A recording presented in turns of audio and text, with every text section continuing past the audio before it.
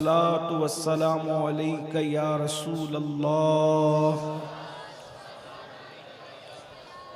और बुलंद आवाज से पढ़ने आशिकों की तरह अस्सलातु वस्सलामु अलैका या नबी अल्लाह,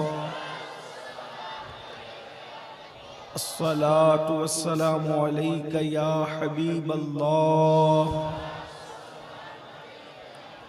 व अला आलिका व अस्हाबिका या नूर अल्लाह सल्लल्लाहु तआला अलैहि वसल्लम। बारहाए सुहuf गुंचहाए कुदुस अहले बैते नबुव्वत पे लाखों सलाम। सैयदा ज़ाहिरा तैयबा ताहिरा जाने अहमद की राहत पे लाखों सलाम। जिसका आंचल न देखा महो महर ने उस रिदाए नज़ाहत पे लाखों सलाम। शेर शमशीर जन शाह खैबर शिकन पर तवे दस्ते कुदरत पे लाखों सलाम।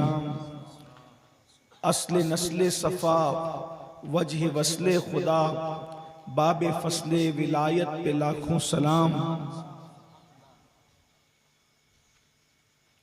हसने मुजतबा सैयदुल अस्खियाब राकिबे दोशे इज्जत पे लाखों सलाम।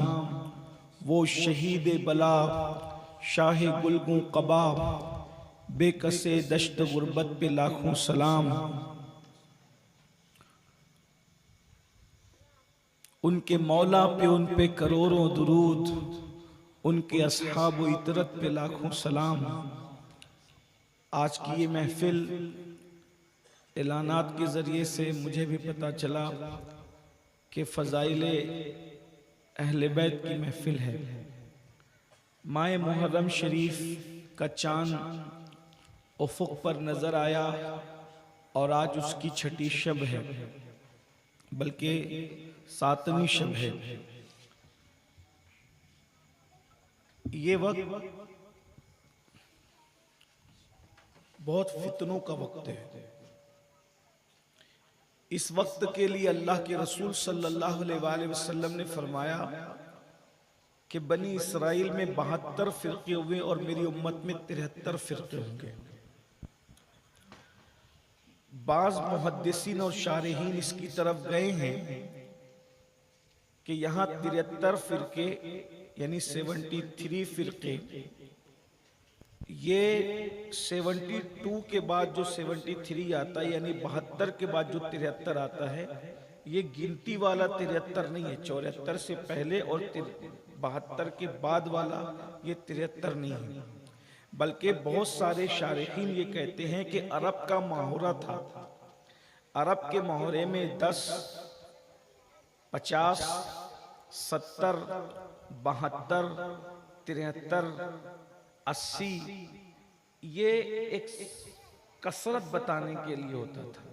जैसे हमारे मुहावरे में हम कहते हैं कि मैंने तुम्हें 50 बार समझाया, मैंने 100 मरतबा तुमको मना किया, 1000 मरतबा मैंने तुम्हारी इस्लाह की। तो ये हमारे 50, 10 ये जो हम बोलते हैं, तो इससे मुराद गिनती वाला नहीं होता, बल्कि कसरत बताने वाला होता है। तो अगर हमारे ज़हन और दिमाग के अंदर यह है कि भाई 73 फ़िरक़े होंगे, तो हम गिनने लगते हैं 70 के ऊपर जो 3 है 73, हालांकि ऐसा नहीं है। दूसरी हदीस को अगर इस हदीस से मिलाएं तो पता चलता है कि अल्लाह के रसूल सल्लल्लाहु अलैहि वसल्लम ने फरमाया कि मेरी उम्मत पर फितनों का ऐसे नुज़ूल होगा जैसे सियाह रात में काले बादलों की जो बरसात होती है, कैसे जम करके बरसात होती है, जैसे बारिश बरसती मेरी उम्मत पर फितने बरसेंगे।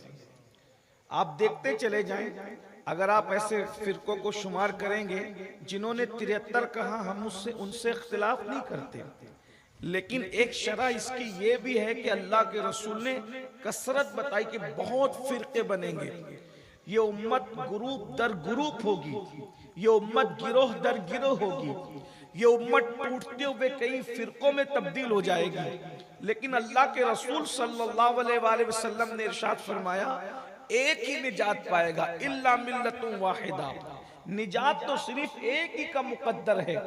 जितने फिरके बनेंगे, इसलिए कि फिरका बनेगा क्यों, फिरका बनने की वजह क्या है?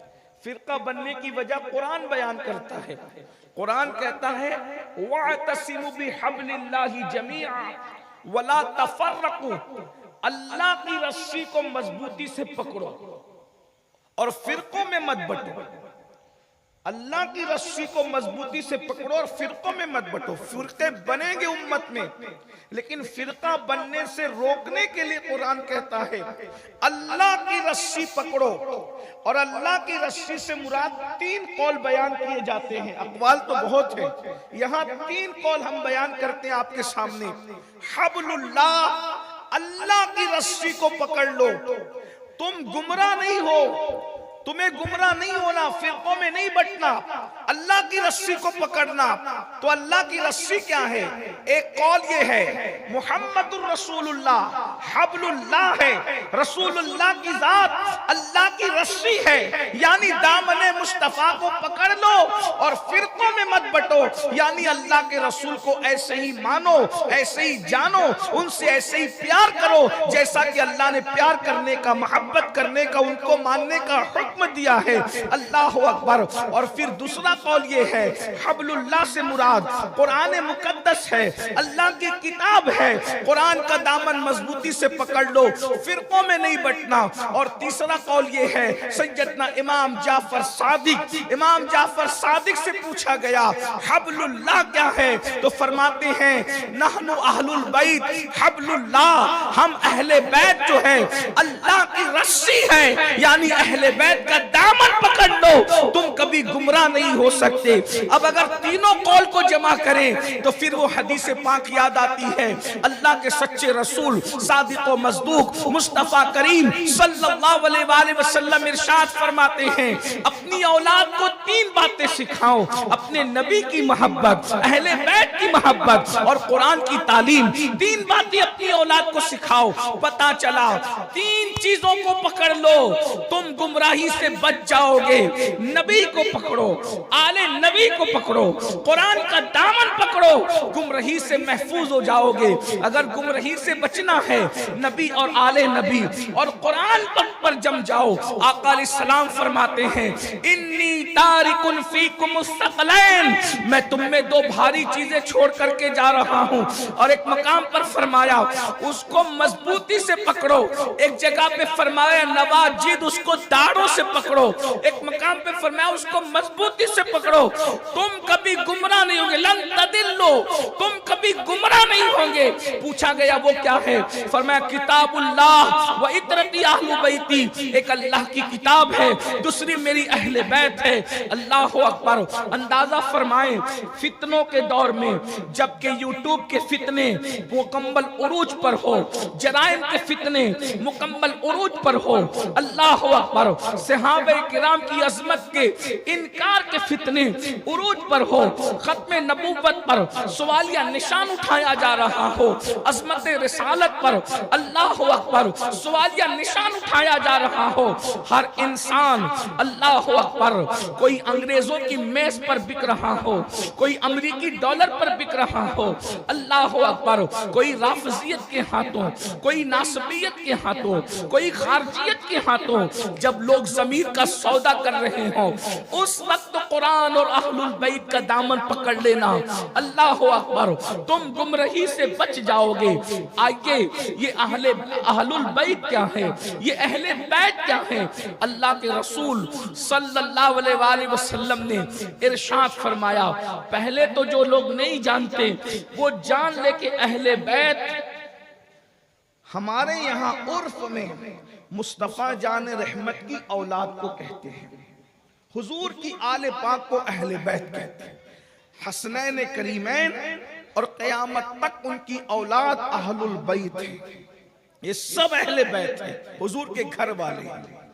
और अल्लाह के रसूल सल्लल्लाहु अलैहि वसल्लम ने बार बार लोगों को कहा अहले बैत से मोहब्बत करना, अहले बैत की ताज़ीम करना, अहले बैत का एहतराम करना।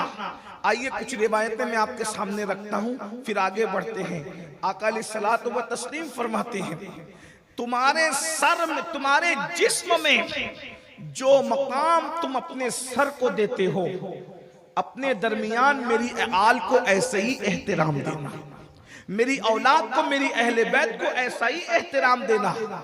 एक मकाम पर इरशाद फरमाया कि जिसने मेरी अहले बैत से मोहब्बत की, कयामत के दिन, हाय हाय क्या बात कही है। इमाम इब्ने हजर मुफ्ती आजम मक्का लिख रहे हैं हदीस पाक को, फरमाते हैं जिसने मेरी अहले बैत से सच्ची मोहब्बत की, पुल सरात पर वो और हम अहले बैत ऐसे करीब होंगे जैसे ये दो उंगलियां करीब हैं। गौर फरमाएं, पुल सरात पर जो अहले बैत से मिला होगा, आका फरमाते वो अहले बैत से इतना करीब होगा मोहब्बत की वजह से, प्यार की वजह से, उल्फत की वजह से। मैं कहता हूं पुलसरात पर अहले बैत के साथ जाना पुलसरात पर से गुजरने की फिक्र ही खत्म कर देता है। क्यों? इसलिए कि जब सब गुजरेंगे तो पुलसरात का हाल जुदा होगा। तन्हा एक हस्ती है जिसने पुलसरात से गुजरना है, तो पुलसरात का हाल उनके लिए यूं बदल दिया जाएगा। हदीस पाक में आता है, इब्ने हजर मुफ्ती आजम मक्का हदीस सवाइकुल मुहर्रका में लिख रहे हैं, अल्लामा यूसुफ नभानी लिख रहे हैं, इसी तरीके से इमाम अहले सुन्नत ने भी लिखा, अल्लामा अब्दुल रऊफ मनावी ने लिखा, बड़े बड़े असलाफ ने लिखा, मुस्तदरक में भी ये बात मौजूद है। अल्लाह के रसूल सल्लल्लाहु अलैहि वसल्लम फरमाते हैं, जिसके रावी मौलाए कायनात है, कि जब पुलसरात से मेरी बेटी फातिमा गुजरेगी तो अर्श के नीचे से आवाज आएगी,